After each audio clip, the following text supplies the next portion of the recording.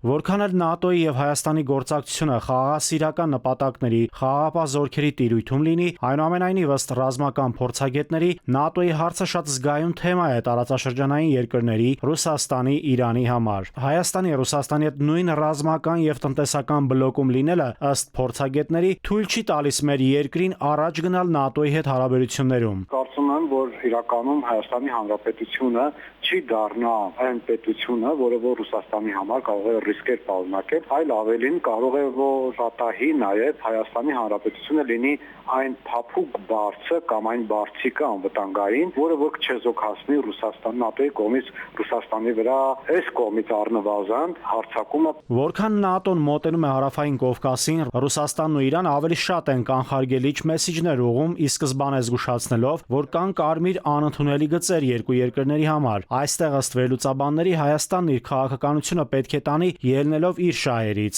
ՆԱՏՕ-ն կարող է ասել, օրինակի համար Հայաստան Հանրապետությանը, տես եղբայր, իրենք դեմ չեն, որ մենք այստեղ լինենք, չգիտեմ ինչու ես դու դեմ, որ մենք այստեղ լինենք։ Իսկ այս դեպքում Հայաստանը ունի, այսպես ասած, խաղաթուղթ իր ձեռքին եւ ինքը կարող է հստակ ասել, որ իմ հարևան պետությունների համար խնդիր է սա եւ շատ զգայուն հարց է։ Քաղաքագետ Կարեն Իգիթյանի դիտարկմամբ Հայաստանի իշխանությունները իրականացնում են ռազմական շրջադարձ, այսինքն եթե անկախությունից հետո Հայաստանի վեկտորը ուղղված էր Մոսկվա, հիմա այն ուղղվում է դեպի արևմուտք, որի դաշնակիցը տարածաշրջանում եւ գործընթացների իրականացնողը Թուրքիան է։ Ըստ քաղաքագետի ՆԱՏՕ-ի եւ արևմուտքի նպատակը հետեւյալն է՝ միջին ասիական ռեսուրսները տեղափոխել Կովկաս, այնտեղից էլ արևմուտք, արևմուտքից էլ ապրանքները տեղափոխել միջին ասիական երկրներ առանց Ռուսաստանի եւ Իրանի հսկողության։ Բառացիորեն հենց այդպես է գրած,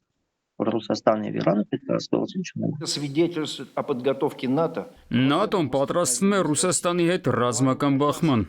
Ընդհանրապես ըստ փորձագետների ՆԱՏՕ-ն իր դեմքով, իր զորքով ցանկություն չունի ռազմական գործողությունների մեջ մտնել։ Այդ կառույցն ավելի շատ պոտենցիալներ է տեսնում, ստեղծելով նոր Ուկրաինաներ, իրենց հսկողության տակ վերցնել նոր երկրներ եւ օգտագործել այդ երկրների ռեսուրսները Ռուսաստանի դեմ պատերազմելու համար։ Հայաստանը, Վրաստան, Ադրբեջանը իրենք փոքր երկրներ են։ Չեմ կարծում, որ իրենք մեծ պատերազմի իշխան մաս դառնան։ Ռուսաստանը, եթե մենք հրետորաբանությունը լսում ենք Ռուսաստանի ղեկավարության, որտեղ որ ՆԱՏՕ-ն ոչ միայն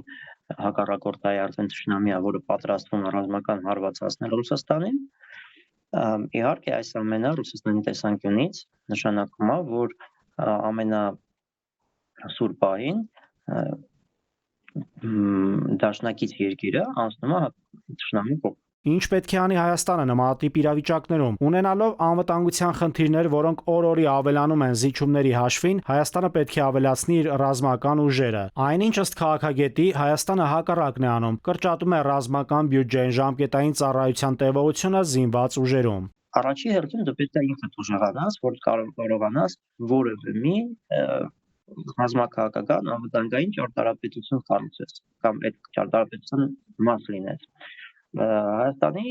կառավարությունը անում է ամեն ինչ հակառակ։ ՆԱՏՕ-ի համար ըստ քաղաքագետի այսօր գլխավոր խնդիրը Ռուսաստանն է, ոչ թե հայ-ադրբեջանական բանակցությունները։ Արևմուտքի համար կոնֆիգուրացիան այսպիսին է՝ հայ-ադրբեջանական ճակատում չպետք է կրակել, որպեսզի բոլորը համոզվեն, որ եթե արևմուտքն իր հսկողության տակ է վերցնում, ապա պետք է դե ֆակտո խաղաղություն լինի։ Սակայն ըստ քաղաքագետի չպետք է մոռանալ մի բան, որ չէին կրակում մինչև 20 թվականը, սակայն հետո տեղի ունեցավ 44-օրյա պատերազմը, 23-ին էլ Արցախը հայաթափվեց։ Նաիրի Մուրադյան, ժամը լրատվական։